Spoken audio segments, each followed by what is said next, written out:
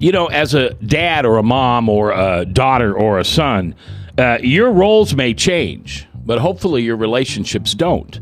Pastor Stiles in the house today with his book, Home Run. I think you're going to like this. I think it's going to help around the Easter table this Sunday. That's today live on The View from a Pew. Welcome to The View from a Pew, a conversation among Christians who are out to grow their faith by asking the simple questions, the tough questions, and the stuff you really wish your pastor would talk about. Come on now, let's reason together. It's your voice we want to hear. The phone lines are open, so join the conversation. Call 244-0077. That's 244-0077. Now here's your host, J. Michael McCoy.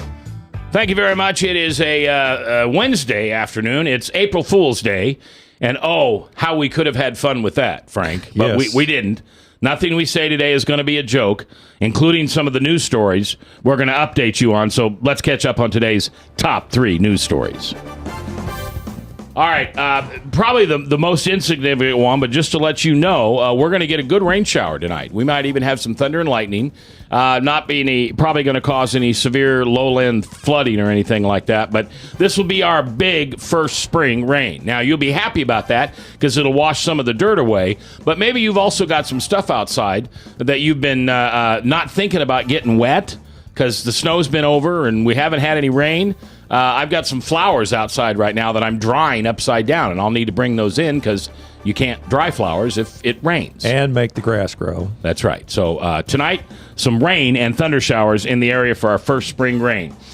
We don't have all the details yet, but we do know WHO television reporting that emergency crews are currently at Valley West Mall in Des Moines.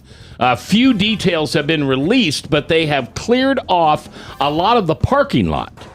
They know that some people in the neighborhood reported gunshots earlier today. There is no reports from anything else. We will update you later if we get it, and most importantly, Channel 13 News will update you at 4 o'clock this afternoon. Now the big news. How do you say this, Frank? The low information voters, Yes. the liberals, Yes. the whatever you want to call them, The group thinkers. have now put out the 13 words you can't say when describing Hillary Clinton, because if you do, you're a Sexist, or misogynist and a sexist. So just like if I say something wrong about Obama, I'm a racist. Racist. If I say any of these words about Hillary, They're now prepping you because they believe she's inevitable. Oh, I used a bad word. That's one of the words that they say you can't use. yeah, here's the words. Now you'd think it'd be broad and chick and Shrill, old lady. shrill. Yeah, no, here they are. Are you ready? Count them. 1, polarizing. 2, calculating. 3, disingenuous. 4, insincere. 5, ambitious. Oh, wow. 6, inevitable. Frank, you just used that. Shame on you. Slapped my hand already. 7, entitled. 8, overconfident. 9, secretive. 10, will do anything to win. 11, represents the past. And 12, out of touch. Oh, I'm misspelling because there's 13 somewhere. So if you use any of those words, then phrases, then you are being Sexist. to Hillary Clinton. That's right. Frank, aren't you thankful that we know this? Yes, and don't talk about her pantsuit. So I don't know what else. What do I call her then? Just Bill's old lady? I mean, all ambitious, disingenuous, calculating, secretive. We'll do anything to win. All words that you could use to describe anybody. But Hillary. But Hillary. That's the news. All right, we appreciate you being around today. Now, if you're live, if you're listening to this on Webcast One Live or on 99.3 The Truth, then it's the first day of April in the Lord's year 2015. If we are fortunate enough to have you downloading this and listening and or watching it later on I just give you that date. Obviously, the news means something because of the date. If you're listening to this a month from now, we've already had our first spring rain. There's been another 13 words you can't call Hillary, including loser. And Valley West Mall, whatever happened there, we already know. So we appreciate any way you listen to this. You can go to our website at webcast1live.com and subscribe to our RSS feeds, and these programs will automatically download into your device, whatever it may be, iPod, whatever, and you'll have them there to listen to at any time. And if you're listening while you're jogging or whatever you're doing, thank you. I love this job. I've been doing this job over 40 years, and I think I'm having more fun today. I know I'm certainly serving my Creator like I never did before, but I love my job, and I couldn't do it without you. I mean, I know that sounds hokey, but it's true. If you all stop listening, then I don't have a job. So because you take the time to tune in and listen, I have a job, and I love my job. So thanks for letting me do it. All right, our guest today is pastor and author Todd Stiles. You can find him at Todd, that's with 2D, Todd, Stiles, Stiles.net. That's where you'll find him, and we're going to talk about one of the, you written 3 books? Several. Mm-hmm. Yeah, one about Advent. You're right. No? Yes, I have a couple of Christmas books out. You're right. Okay. One All about right. Advent, one through the book of Micah, minor prophet in the Old Testament. You're right. And this one is about family relationships. And what Todd was telling me earlier is that my role as a father might change. Certainly it does. But my relationship with my son shouldn't. I like something I heard the other day. I'd never heard this before. I wish I could tell you I made it up, but you've probably heard it before. Rules without relationship equal rebellion. Mm-hmm, you're right. Yeah. And so if I have a poor relationship with somebody, it's highly unlikely that I can tell him or her what to do, because they're going to say, who are you? And then they're going to rebel against that. But, you know, you've got sections. You've got for dads, the father factor. For moms, Every home's power plant. every home's power plant. Thank you. Sons are Star Trek? Star Trek Sons. Sons. Going where no one's gone before, right? Oh, I see. Okay. And then for daughters, it's daughters that make a difference. And this all comes out of Psalm 128. It does. That's All right. primarily what I do is I teach the Bible, and when I write, I try to do that in that format, and it's just the joy of my life. All right. Let's start with, let's give moms the great praise, and let's start with every home's power. Great. Good call. Yeah. And so talk to me about that. Okay. Can I first of all just tell you where the book kind of came from, at least in my heart? Yeah, and tell me where to get it, and because you're going to have one people Well, want you to can buy get it at our website. You can go to Amazon, search it, Home Run, Todd Stiles, whoever you want to do that. But, you know, obviously just we have a real passion for the family and the home, and just thinking through a lot of those issues. Psalm 128 deals with a lot of the relationships in the home, and I've always believed and felt like if we could just focus on those relationships, not exclusively, but at least firstly, and deal with those, then what's beyond that would be good, but what's there and in the home first would be better. It's great. And so we just really want to help people disciple their children, develop godly homes. That's one of the heartbeats of our family, my wife and I. And so that book kind of comes out of that. We call it Home Run. We say, you know, swing for the fence, get your kids home safely, those kind of things. Yeah. And that's kind of where the book comes from. It's a cute name. And so when I you thought talk we were about, going to go through the 4 bases. you asked me that, didn't you? Yeah, but yeah, okay. It's just kind of a larger motif. When you talk about the moms and the women, every home's power plant, I think Psalm 128 does a great job because it shows women as very powerful creatures. And sometimes Christians, maybe churches, even pastors, get the reputation that we don't think women have much power or that they should be kept down. And you know what? The Bible says the opposite. In fact, the real energy in a home is the mom. She brings so much energy and so much centering, if I use that word. And so the chapter kind of lays out some ways, and even biblically, what the word vine means. You know, a vine's a winding plant, and it sends nourishment, nutrition to everything connected to it. And so when God calls a mom or a woman a vine, he's saying that's where the nourishment, the power, the energy is. And that's true. You know, and you know how we know that's true? Because we look at families that are broken, where there's not a mom and a dad, and a lot of times mom plays both roles, and she wasn't designed to play both roles. Even though she wants to be super mom, she wasn't designed to play both roles. And a winding plant does need support, right? Yeah. And so we talk about that from the aspect of what is a father's or a husband's role in regards to the mom or the wife. And so the chapter kind of lays that out, but we make no bones about it. A woman is a powerful person, and I think every woman, every mom should know the impact that they can have in their home when under God's authority they lead well and live right.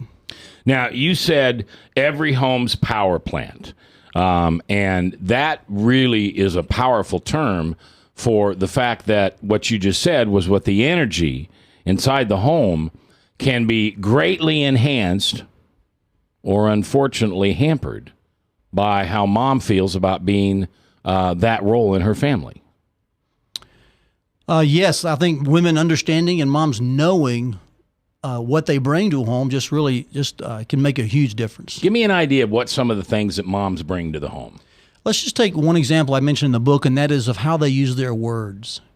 A critical spirit, a critical tone can affect a home in a terrible way. Mm-hmm. And moms have the ability and the power, and I would say the position to go one way or the other. If they're critical, if their words are sarcastic, if they're not edifying their children, if they're just always complaining and picking apart, man, that just sets the tone in a home that it's just hard to grow up in that kind of home. You just feel beat down all the time. But a mom who's lifting her kids up, affirming those in her home, man, there's power in that. I mean, you ask any man, would he rather hear his coworkers praise him or his wife? Oh, yeah. And he will, I think at least, most men will tell you they would trade 10 coworkers' comments for one genuine from his wife. And affirmation from mom, even if you're a male, affirmation from dad's pretty important. But affirmation from mom comes with a nurturing. It comes with that sense of love, where a lot of times with a dad, that affirmation just confirms that you're growing up to be a man. I think about the words in Mark that, Jesus rose out of the Jordan River after being baptized by John the Baptist, and the heavens opened up, and the dove came down, and the voice said, "This is my son, and I'm very pleased with him." Well, that's a big deal to a son, but I think when that comes from a mother to a son, that's probably a little more powerful, because there's some nurturing in there. Yeah. Verse, you got something? What would happen if a mother was to overindulge her children? What do you mean by overindulge? Just kind of give them their way and their will and kind of let them, instead of restraint and discipline, which the discipline kind of falls in the father's lap, but being that this mother's the nurturer, and what happens when she kind of just lets her children just kind of have their way? Well, in my opinion, what happens is you raise someone who is a menace to society eventually. It's every employer's worst nightmare. It's a terrible spouse for someone coming up because you don't know how to deal with disappointment. Nothing about that environment really ends up doing the next people in line a favor. Okay. Would you get what you're looking for? Yes, I got what I was looking for. Feel free to expand. Well, I was doing some reading about Nero's mother, and she kind of overindulged Nero, and I think that kind of led to the fact that her character indulged her character in him, which transmitted to her son the passions and fostered, encouraged, and bore the crimes that caused the world to shudder. Is something that I was reading about Nero. So. Mothers, especially because they're the nurturers, if they drop the ball on nurturing children, you can see what can happen. Yeah. I mean, in Nero's day, his name caused the world to shudder, and Paul stood before the guy twice. Yeah. All right, let's wrap up the first segment. We've been dealing with every home's power plant, and no, that's not Dad and his guns. I mean his muscles or his guns. That's mom with her nurturing, loving way. If you were raised with a mother like that, you probably resemble that remark. If you weren't, then you long for that. And you hope that you find that at some point in your life, but perhaps that mother's love and nurturing can never be replaced. Never be replaced. So how do you deal with it? We'll talk about that later. Coming up next, the Star Trek sun. How do you deal with the sun and those changing roles without changing the relationships? We're coming back with author and pastor Todd Stiles, TODDStiles.net, here live on The Truth. Yep, The Truth, 99.3.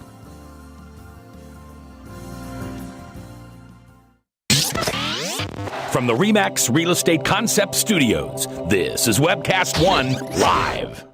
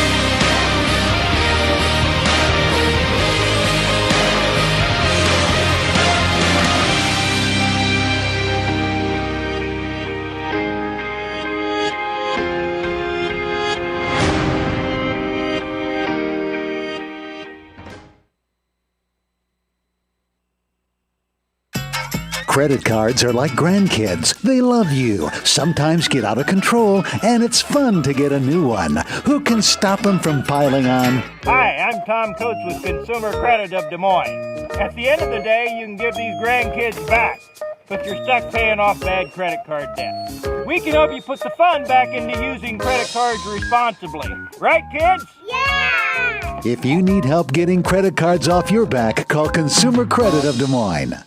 Hey, psst. Let me let you in on a little secret. You ready? Always try to do business with people, not places. Especially if you seek honest Christian business people. And when it comes to my car, I really need to trust who's working on it. Now, my family is so blessed. A few years ago, we found a family-owned automobile repair shop that operates as a Christian business also. Open, honest, reliable, trustworthy. It's AMCO on Hickman Road in front of Kmart. And it's a family-owned Christian operating business. This family treats your car as if it was their car. Everything from oil changes to transmission repair and everything in between. So the next time you feel the need to be at peace with your choice of who you can trust with your car, give AMCO on Hickman a chance to serve you. And tell them Max sent you.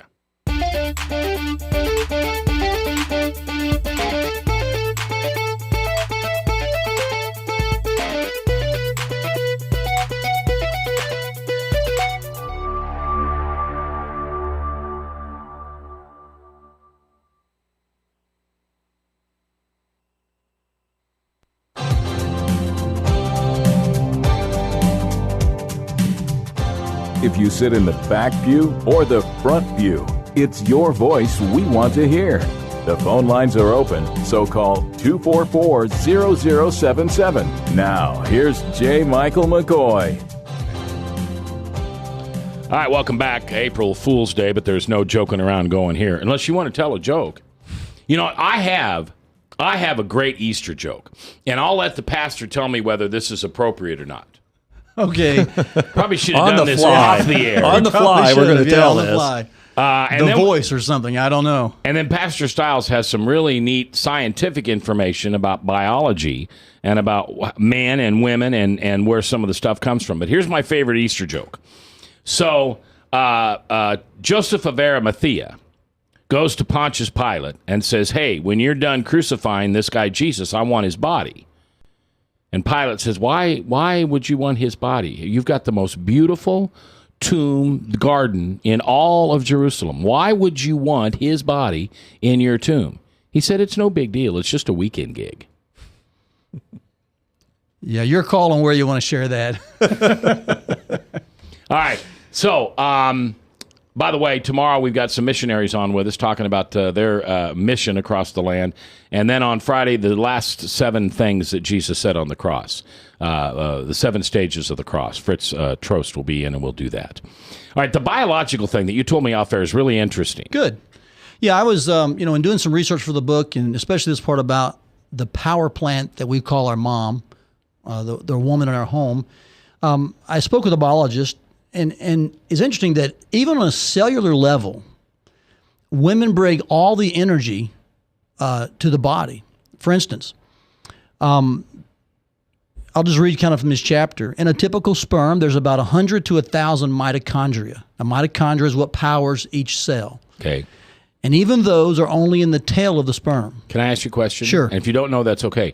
Is that the fuel for the cell, or is that the motor of the cell? I was told it's like the energy, the power plant for the cell. Okay, the motor. Okay. All right.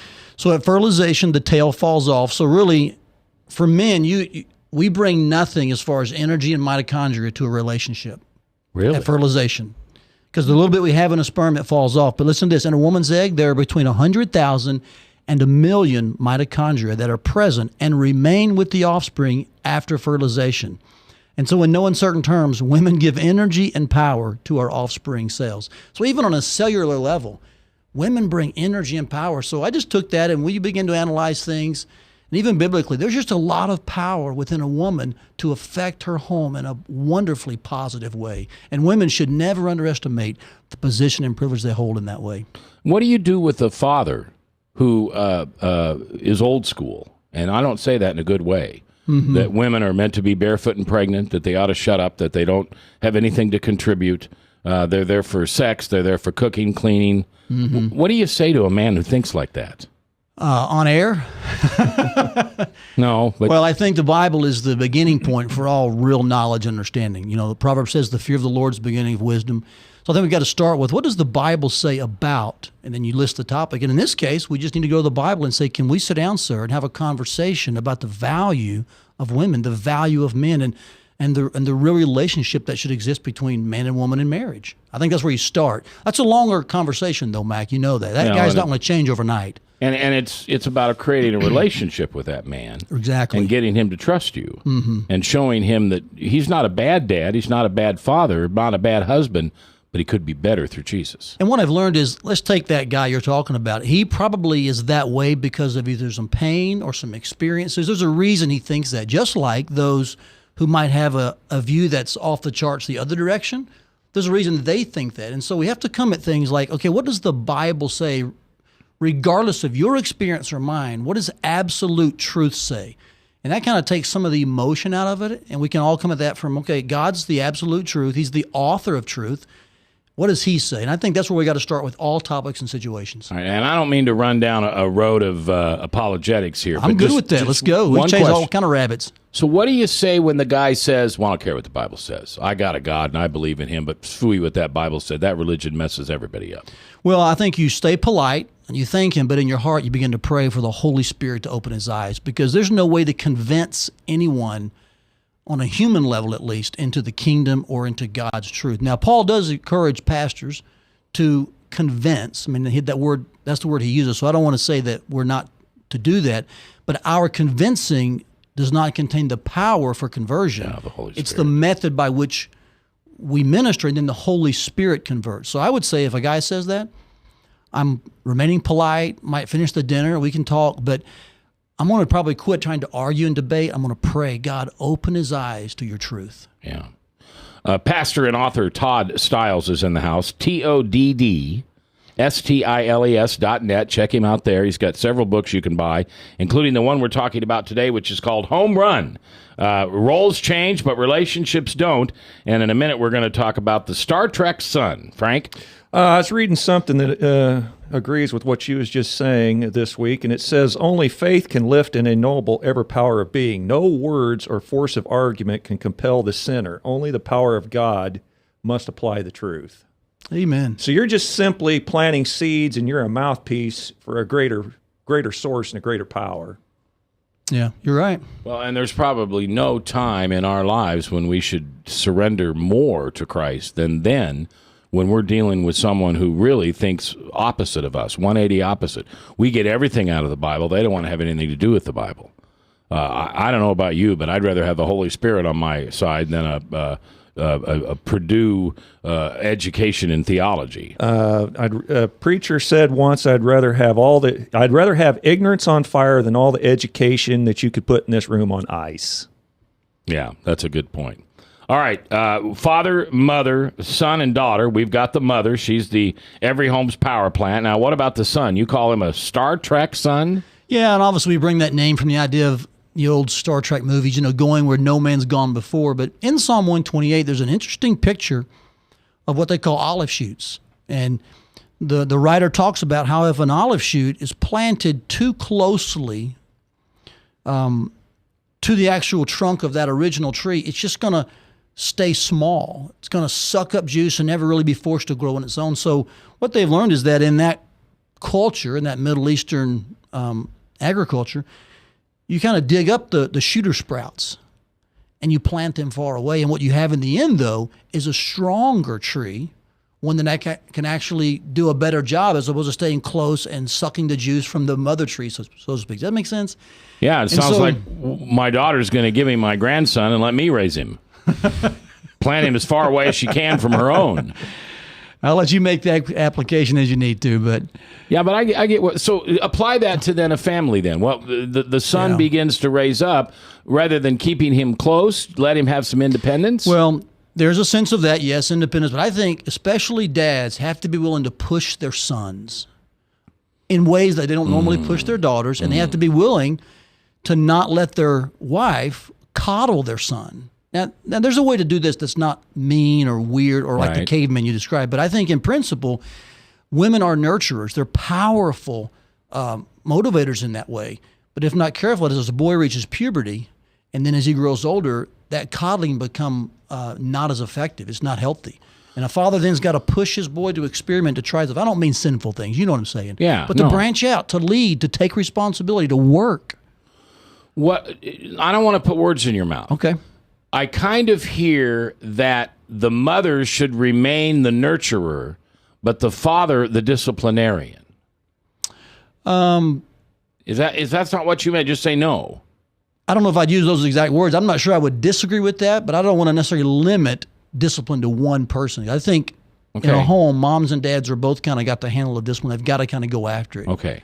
I'd encourage you to read the chapter. It's probably, those listeners, read that chapter. It'll explain more about Star Trek sons. But I think we're in a situation where often boys are 24, 26 in their parents' basement playing video games. I mean, this is not the picture the Bible paints of how to raise a next generation of male leaders. Yeah. Do you ever study the 33 series?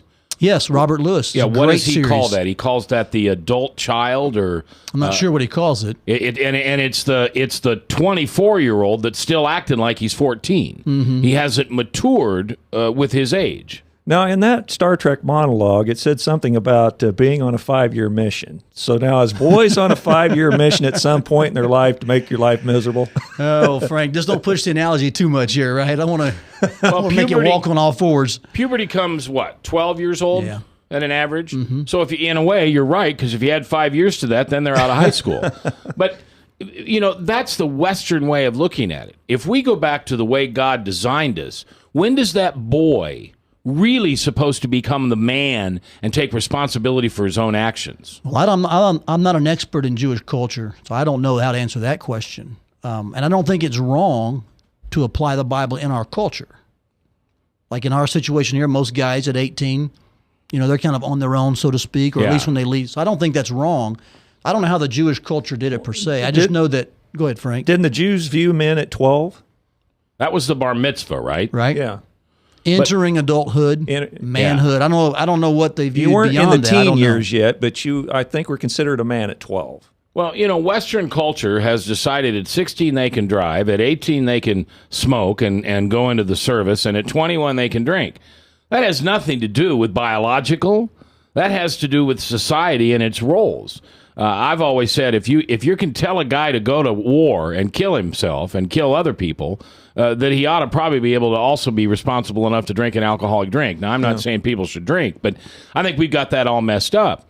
If you look at Eastern culture, you're right. Somewhere around that 14 to 15-year age, that boy becomes a man. You know, we think about the old movies with Indians, the American Heritage Indians, and there'd be some point where they'd send their boy out by himself on a hunt, and if he survived and came home with food for the family, he was now a man. If he didn't come home, obviously he had lost his life, but if he came home empty-handed, he wasn't ready to have a family yet because he couldn't provide for it. Yeah. I think the general idea you're talking about is, pushing our sons appropriately. You're exactly right. That's something that's missing and lacking. But let me just encourage our listeners with this. There's no father that, let's say their son is entering puberty and is in that area full force and he's 14, 15.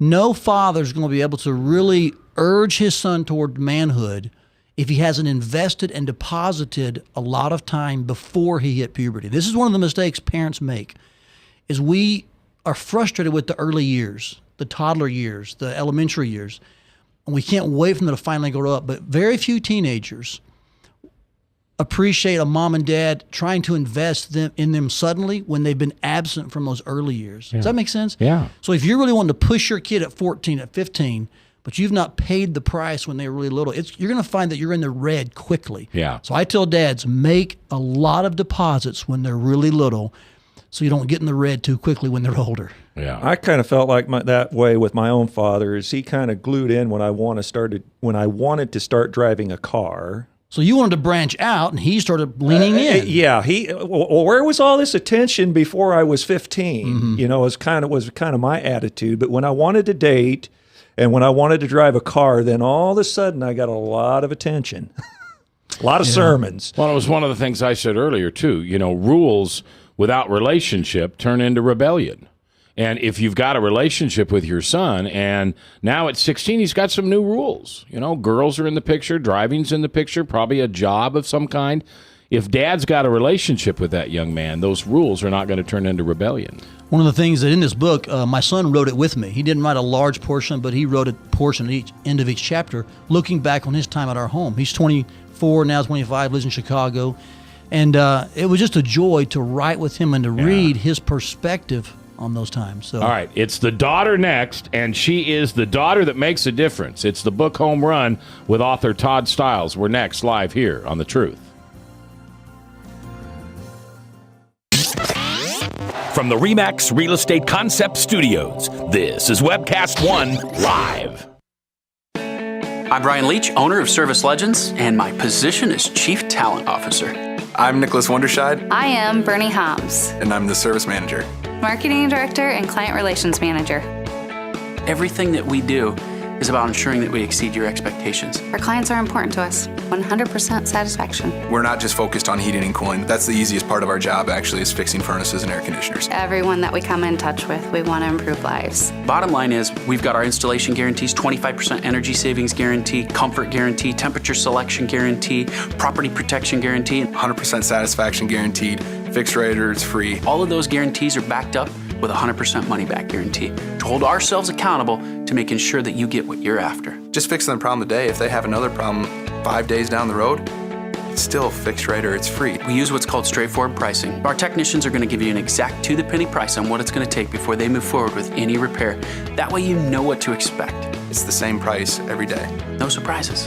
If you get off work at 5 o'clock in the afternoon, you come home, you realize that, my furnace is broken. Now you need to call somebody out that night. You shouldn't have to pay more for that. We're guaranteeing service 24/7. We run afternoons, evenings, nights, weekends. We're staffed to work that. Phone rings at 3 in the morning. You'll get one of our representatives answering the phone every time. We're not sending you out to Timbuktu in some call center. It's our Service Legend team members, our mission control team. I'll take a call anytime. And then they answer the phones the same way during the day as they do at night. It's a great day at your service company. How can we make you smile? That's the only way to provide true 24-hour service. When you're able to let somebody actually live in their home safely when they weren't able to do that before, where they don't have to stay up at night and worry about, is the heat going to come back on? Are we going to freeze the pipes? Is the baby in the room next door going to be sick because they got too cold?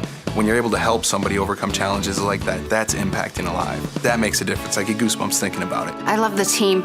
I love the people that I work with. We have fun, but we work hard. I call them my ambassadors of legendary service. If you could just envision what that is, that's who we're sending to your home. They literally will call in, pick up the phone and call and say, hey, I want to talk to your manager. And I get on the phone, they're like, that technician that was at my house was the greatest technician ever. That's cool to me. We want to brighten people's days. Every person that we have going into the house has gone through an extensive background check. Drug testing, we have a very thorough interview process that 1 out of 140 people make it through. If we promise you something, that's what you're going to get, no matter what. We're here when you need us to protect the safety and comfort of your family. If you're not happy, we're going to make it right. If we're willing to put 100% money back guarantee on what we do, what type of work do you think we do? Give us a call. We're there for you 24/7, 365 days a year. Enough said.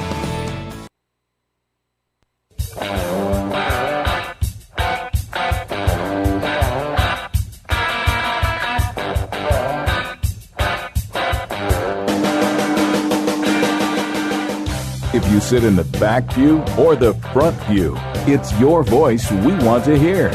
The phone lines are open, so call 244-0077. Now, here's J. Michael McCoy. Welcome back. It's 22 minutes before the top of the hour. Salem Radio Network News coming up at the top. And then Pastor Michael Mudloff from Westkirk Presbyterian Church with True Blue, his ministry of True Blue. Our guest today is pastor and author Todd Stiles. You can find him on the internet at TODD, that's 2 Ds, TODD Stiles, STILES.net. I guess nobody spells, does anybody spell Todd with 1 D? I don't know. I feel kind of foolish saying 2 Ds if nobody. But it is TODD, STILES, and there's where you can learn a lot about his ministry. He's written many books, including this book called Home Run. And it goes through the 4 relationships and roles that each of us have in our families. We've done the mothers, we've done the sons. We'll get to the fathers. We'll wait for them at the end. They're called the father factor. They're probably, I don't know, I think they're pretty important. I don't know if they're more important than mom. I doubt that. But without both parents, then you equally have a challenging issue raising kids. But this is about the daughters, and the daughters make a difference. Tell us about daughters. Well, let's be honest that in the chapter that I kind of dissect in the book, the word daughters is not mentioned. So let's just get that out there. But we know that fruitful vines, which is what a mom is called, they come from somewhere, right? And so we talk about developing the kind of soil that a seed could grow in well, that would eventually become a fruitful vine. And so we talk a lot about how do you prepare the soil of your daughter's heart? How do you till that well? Frank? Well, let me ask you, in the Bible, why does women feel kind of slighted because their names aren't mentioned as much in the Bible? All of Adam's sons are mentioned. Why not as much attention to the daughters, names-wise? I don't know if I have answered that question. I think there's several key women in the Bible. The mother of Jesus. There's several key women in the lineage of Christ. I don't know specifically about Adam and Eve.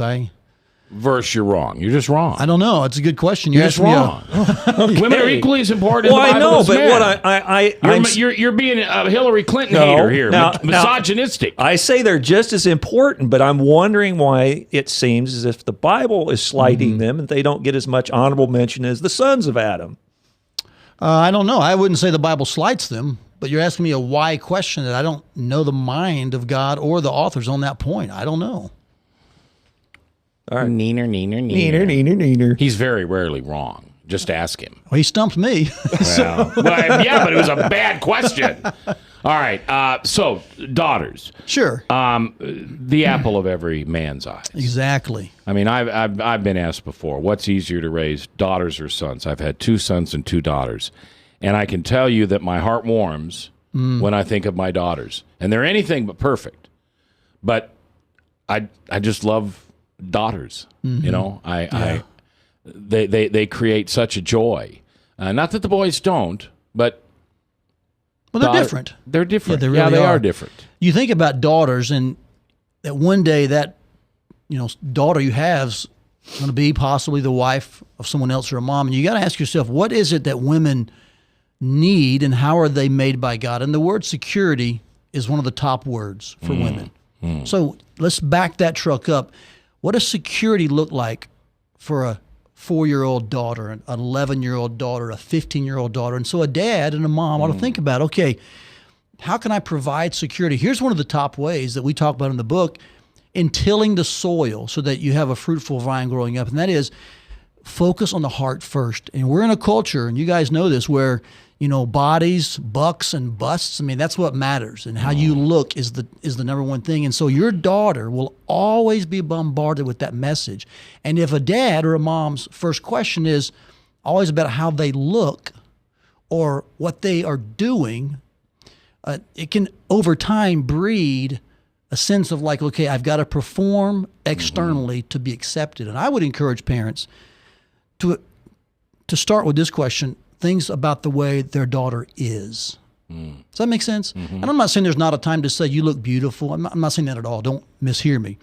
But if all of our comments are external, we're going to end up with an insecure daughter at some point. Yeah. And that can make a very difficult wife and a mom later. Absolutely. So start with the heart.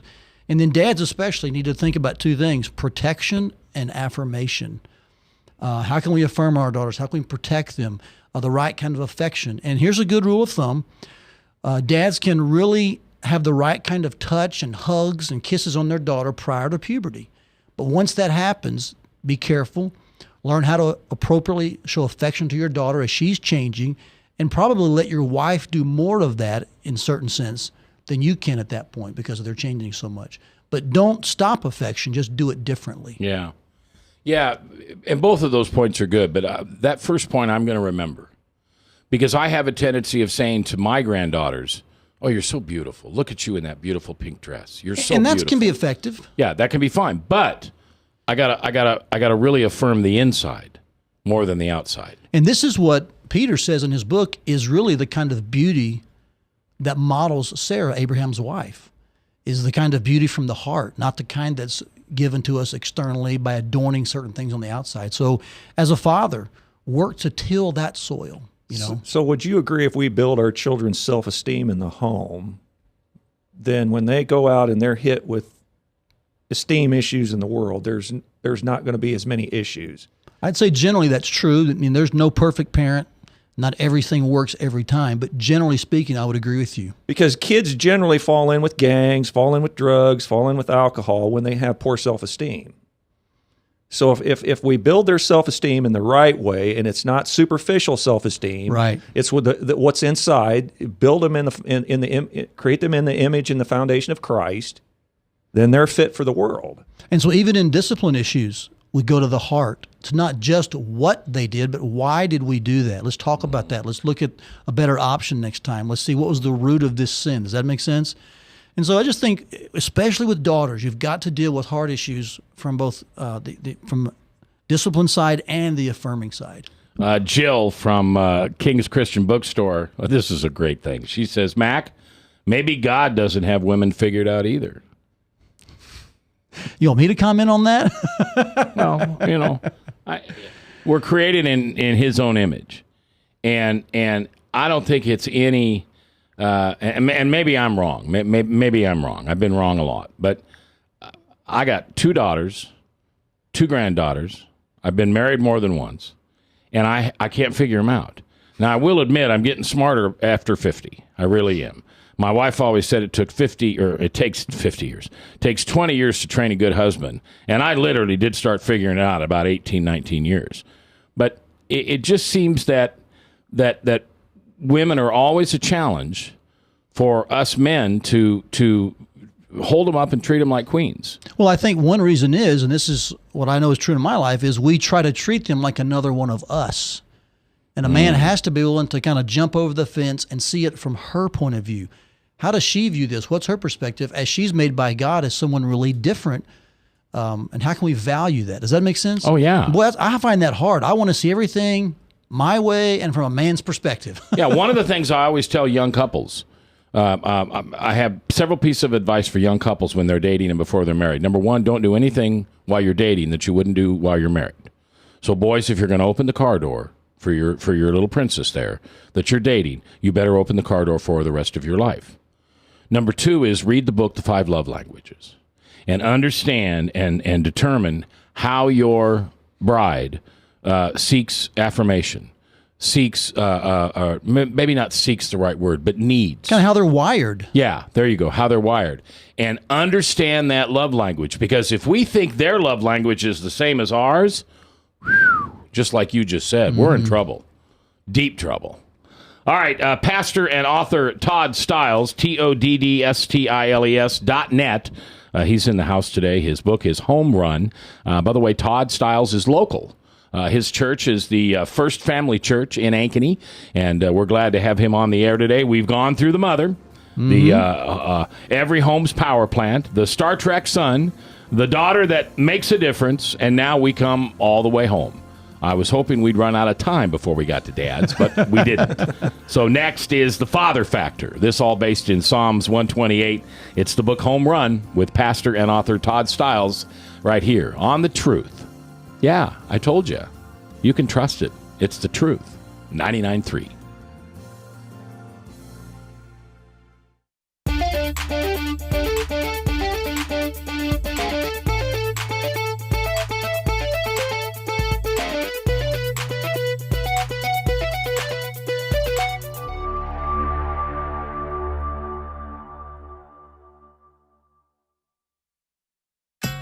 Credit cards are like grandkids. They love you, sometimes get out of control, and it's fun to get a new one. Who can stop them from piling on?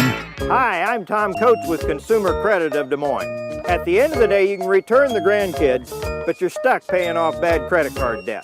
We'll help you put the fun back into using credit cards responsibly. Right, kids? Yeah!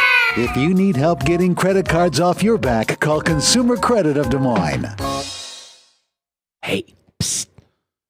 Let me let you in on a little secret. You ready? Always try to do business with people, not places. Especially if you seek honest Christian business people. And when it comes to my car, I really need to trust who's working on it. Now, my family is so blessed. A few years ago, we found a family-owned automobile repair shop that operates as a Christian business also. Open, honest, reliable, trustworthy. It's AMCO on Hickman Road in front of Kmart. And it's a family-owned Christian operating business. This family treats your car as if it was their car. Everything from oil changes to transmission repair and everything in between. So the next time you feel the need to be at peace with your choice of who you can trust with your car, give AMCO on Hickman a chance to serve you. And tell them Max sent you. From the RE/MAX Real Estate Concept Studios, this is Webcast One Live.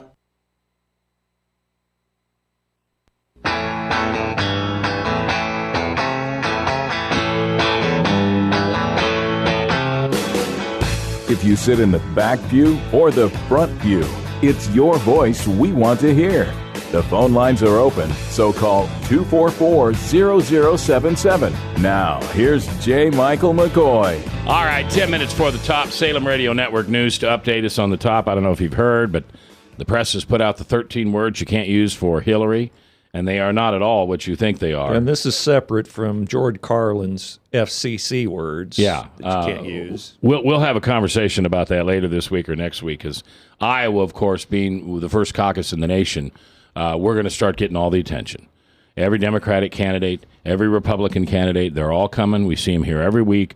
They're going to charm us. They're going to whine us. They're going to dine us because they want to get that coveted position of winning Iowa. And if you don't think it's powerful, ask Barack Obama or Hillary Clinton. Everybody thought Hillary had the Iowa caucuses wrapped up 8 years ago. She lost them to this unknown junior senator from Illinois by the name of Barack Obama. And because he won Iowa, he was elevated, to the top of everybody's attention. And catapulted. Catapulted. That's the term. I was thinking of Fred Flintstone. Yeah. Catapulted. And so don't think we're not important. You don't have to think you're important, but understand we are important in the eyes of the nation. And so they've released the 13 things we can't call Hillary, and you'll be surprised at what they are. We'll talk about those later. All right, my guest is author and pastor Todd Stiles at toddstiles.net. The book is Home Run.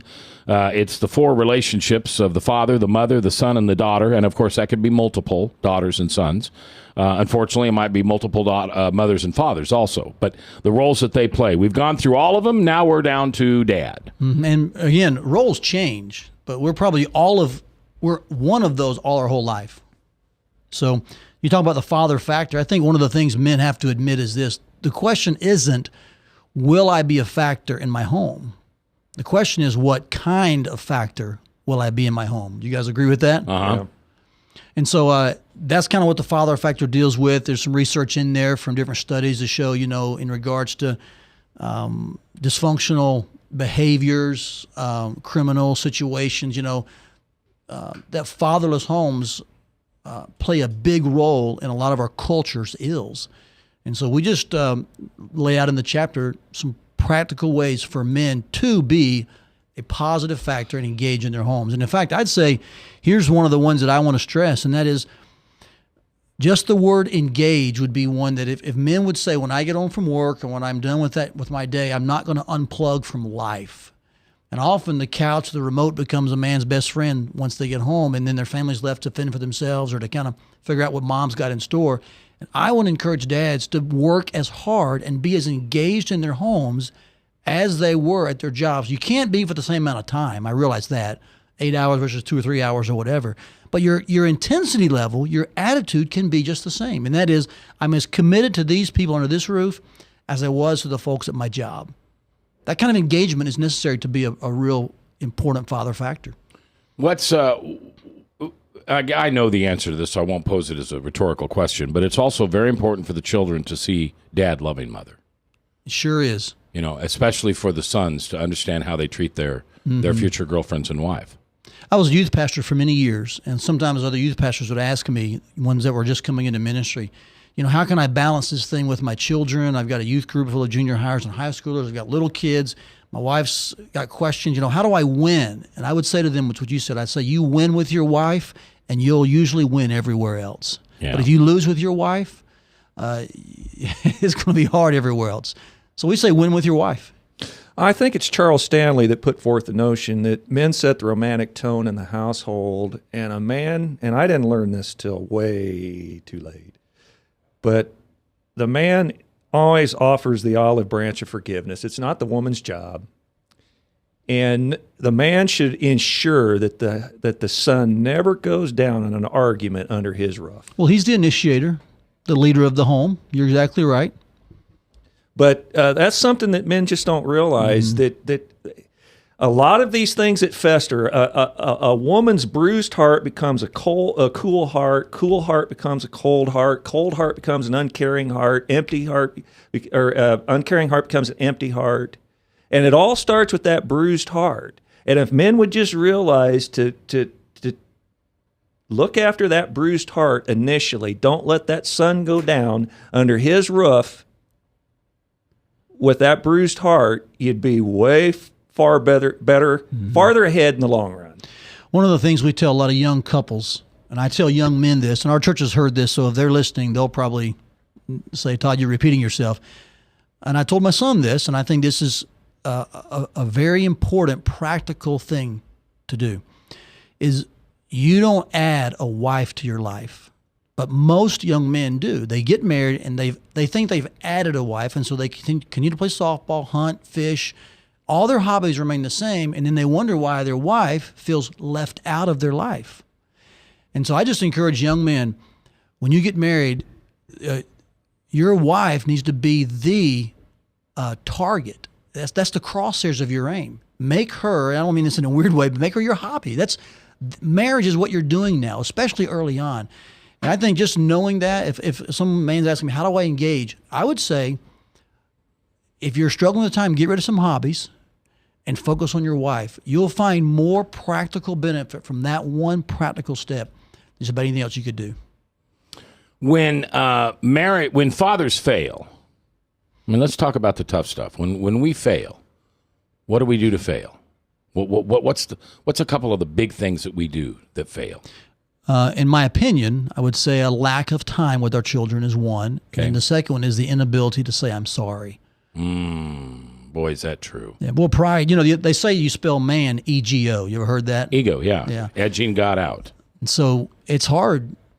I think it's hard for all people, but it's hard for men to say, hey, I was wrong, and will you forgive me? But your kid will hear that. Your son or daughter will hear that and be drawn to you. Yeah. And I think what you said before, too, is really important. I'm going to add that to the third thing I say to a young couple. Make her your hobby. Make her your passion. Make her your resting, comfortable, fun place. Not just the difficult place. And I hope people hear, and I don't know how you feel about this, but I hope people hear about the love languages. That's a powerful book. And I know it changed my life with my marriages because I now understood, kind of like you said, jump to the other side and look at how she's looking at it. Right. And Mac, I'll just tell you, I don't know how this gels with everyone listening, but from my perspective, men hold the key to the kind of demeanor and atmosphere that will be in the home.